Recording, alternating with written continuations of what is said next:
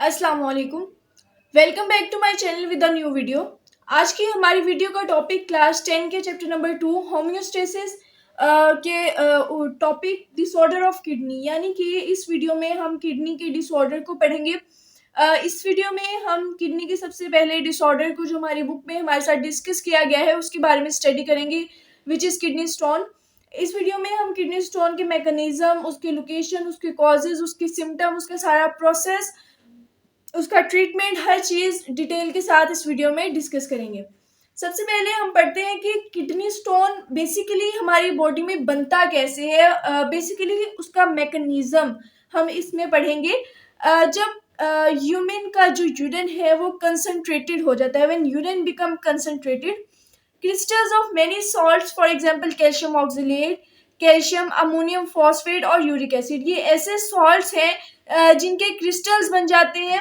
Large crystal can't pass into urine, यानी कि जो लार्ज क्रिस्टल्स हैं वो हमारे यूराइनरी ट्रैक्ट में से, हमारे यूरिन में से नहीं गुजर सकते, जिसकी वजह से वो हार्ड डिपॉजिट बन जाते हैं और उसको किडनी स्टोन कहा जाता है। यानी कि गुर्दे में पथरी, जिसको उर्दू में कहा जाता है, हमारे गुर्दे में इस तरह से पथरी बनती है कि जब हमारा यूरिन कंसंट्रेटेड हो जाता है तो बहुत सारे सॉल्ट्स के जो क्रिस्टल्स होते हैं वो डिपॉजिट हो जाते हैं, हार्ड हो जाते हैं, जिनको हम किडनी स्टोन कहते हैं। ये मैकेनिज्म होता है कि किस तरह से जो है स्टोन बनता है हमारी किडनी के अंदर। अब हम इसके लोकेशन के बारे में पढ़ते हैं कि इसकी बेसिकली किडनी स्टोन होता कहाँ के। Most of the stone start in kidney and some may travel to ureter और यूराइनरी ब्लैडर, यानी कि ज़्यादातर जो किडनी स्टोन है वो हमारी किडनी में ही स्टार्ट होता है। बहुत कम चांसेस होते हैं कि बहुत कम स्टोन्स ऐसे होते हैं जो कि हमारे यूरेटर और यूराइनरी ब्लैडर में जो है चले जाते हैं।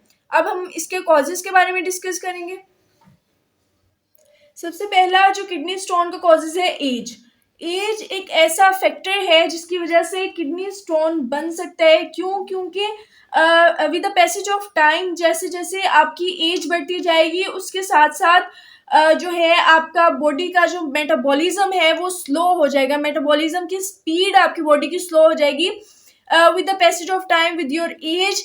जैसे ही आपकी एज ज़्यादा हो जाती है, स्पेशली व्हेन यू आर 40+, तो उसकी वजह से जो है किडनी स्टोन के चांसेस ज़्यादा होते हैं, क्योंकि हमारा मेटाबॉलिज्म उस टाइम पे बहुत स्लो हो जाता है।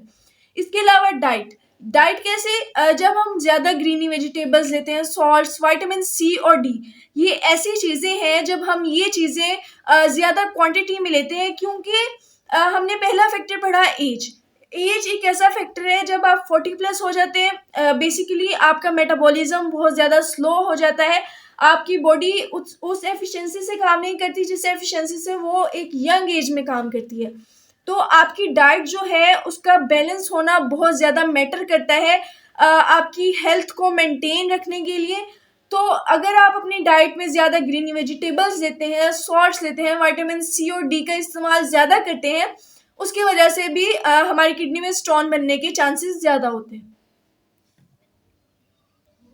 उसके बाद है जी हमारे पास रिक्यूरिंग यूरिनरी ट्रैक्ट इन्फेक्शन, यानी कि हमारे जो यूरिनरी ट्रैक्ट है उस पर अगर कोई इन्फेक्शन हुआ है, दोबारा से उसी एरिया में इन्फेक्शन हो जाने की वजह से भी जो है किडनी स्टोन बनने के चांसेस हैं। लेस इनटेक ऑफ वाटर, जब हम पानी का इस्तेमाल कम करते हैं, हमें एक नॉर्मल ह्यूमन के लिए मैक्सिमम 2 लीटर पानी ज़रूरी है। जब हम 2 लीटर पानी से भी कम पानी इस्तेमाल करते हैं तो उसकी वजह से भी जो है किडनी स्टोन बनते हैं। एल्कोहल कंजप्शन, यानी कि शराब नोशी करना, जब हम एल्कोहल का इस्तेमाल ज़्यादा करते हैं उसकी वजह से भी हमारी किडनी जो है डिस्टर्ब होती है और उसमें स्टोन्स बनना स्टार्ट हो जाते हैं। अब इसके किडनी स्टोन के सिम्टम्स क्या है?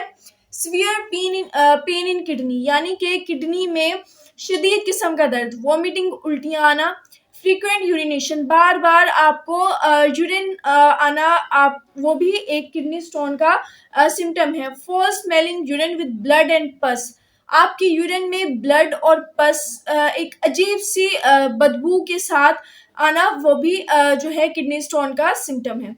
अब हम इसके ट्रीटमेंट की तरफ चलते हैं कि किडनी स्टोन का ट्रीटमेंट क्या है। बेसिकली किडनी स्टोन के 3 ट्रीटमेंट है हमारे पास, 3 तरह के ट्रीटमेंट होते हैं। अब हर इंसान को एक तरह की डिजीज़ नहीं होती। जो डिजीज़ है वो पर्सन टू पर्सन वेरी करती है एज के हिसाब से। स्पेशली आपका जो एज फैक्टर है वो बहुत मैटर करता है। एज के साथ साथ वो चीज़ जो है वेरी करती है। सबसे पहले जो 90% ऑफ किडनी स्टोन होते हैं, 90% किडनी जो होती हैं, 90% केसेस में क्या होता है कि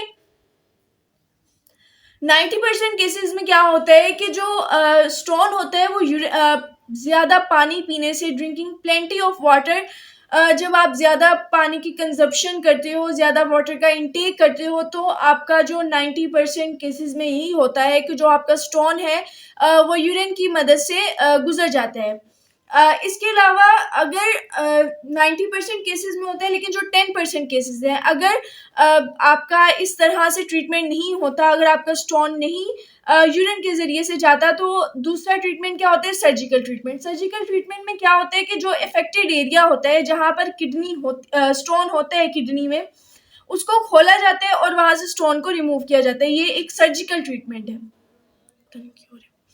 इसके अलावा हमारे पास तीसरा ट्रीटमेंट है लिथोट्रिप्सी। लिथोट्रिप्सी एक ऐसा मेथड है, ये ट्रीटमेंट है कि इसमें non electrical waves are bombarded from outside on the stone.